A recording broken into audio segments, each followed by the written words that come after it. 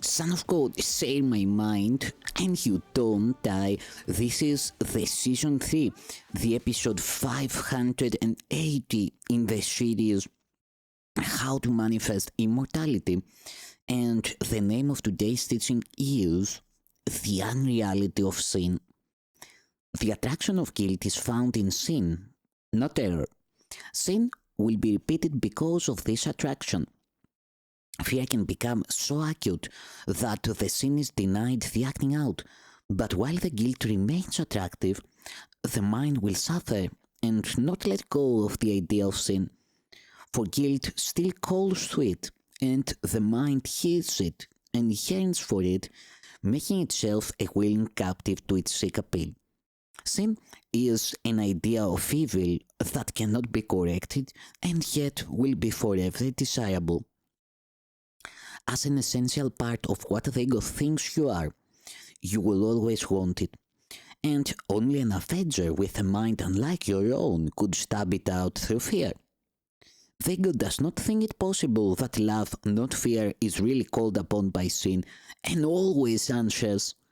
For the ego brings sin to fear, demanding punishment.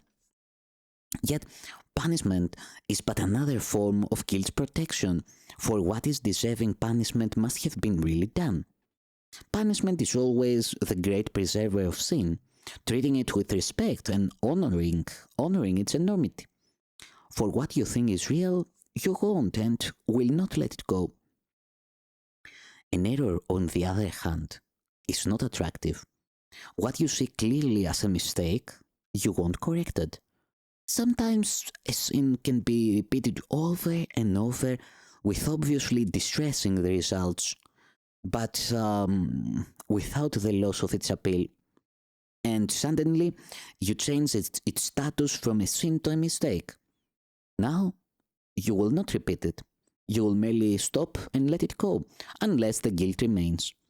For then you will but change the form of sin, granting that it was an error, but keeping it uncorrectable. This is not really a change with your perception, for it is sin that calls for punishment, not error. The Holy Spirit cannot punish sin. Mistakes he recognizes, and would correct them all as God entrusted him to do. But sin he knows not, nor can he recognize mistakes that cannot be corrected. For a mistake that cannot be corrected is meaningless to him. Mistakes are for correction, and they call for nothing else. What calls for punishment must call for nothing. Every mistake must be a call for love. What then is sin? What could it be but a mistake you would keep hidden, a call for help that you would keep unheard and thus unanswered? In time, the Holy Spirit clearly sees the Son of God can make mistakes. On this, you share his vision, yet you do not share his recognition of the difference between time and eternity. And when correction is completed, time is eternity. The Holy Spirit can teach you how to look on time differently and see beyond it, but not while you believe in sin. In error, yes, for this can be corrected by the mind. But sin is the belief that your perception is unchangeable and that the mind must accept as true what is told through it.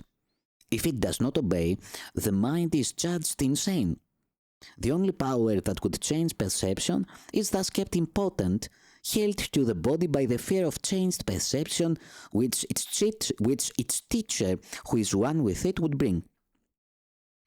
When you are tempted to believe that sin is real, remember this. If sin is real, both God and you are not.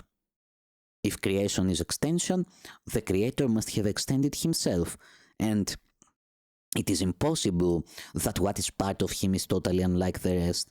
If sin is real, God must be at war with himself.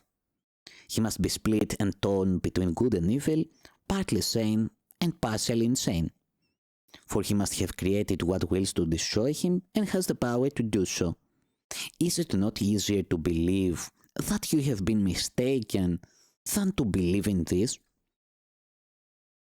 While you believe that your reality or your brother's is bounded by a body, you believe in sin. You will believe in sin.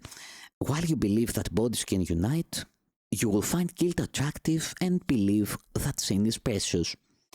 For the belief that bodies limit mind leads to a perception of the world in which the proof of separation seems to be everywhere, and God and His creation seem to be split apart and overthrown.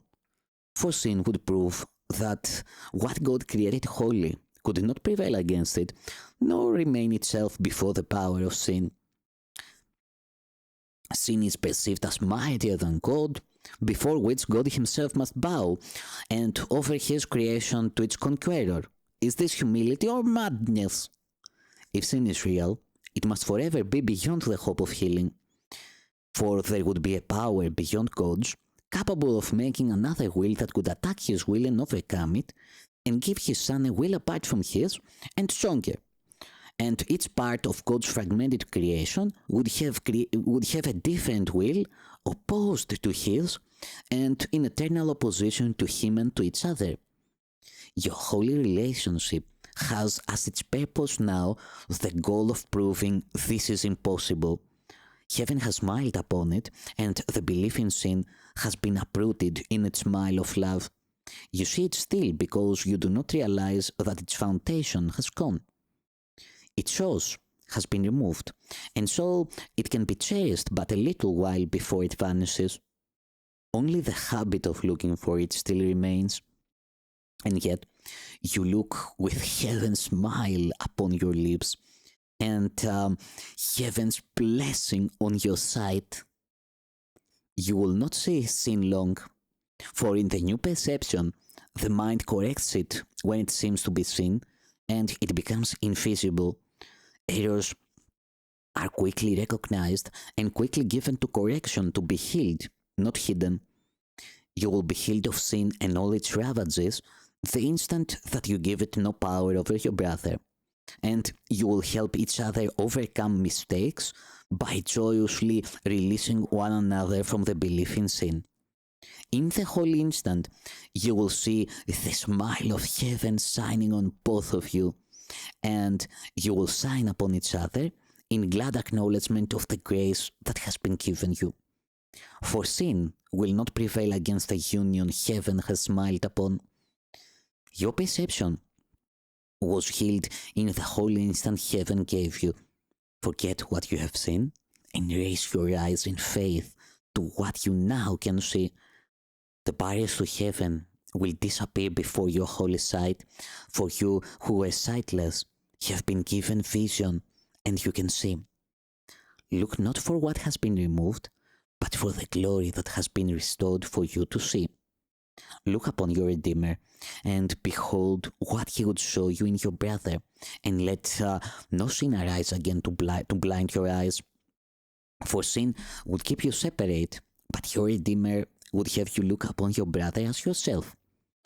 Your relationship is now a temple of healing, a place where all the weary ones can come at last, can come and rest. Here is the rest that waits for all after the journey, and it is brought nearer to all by your relationship.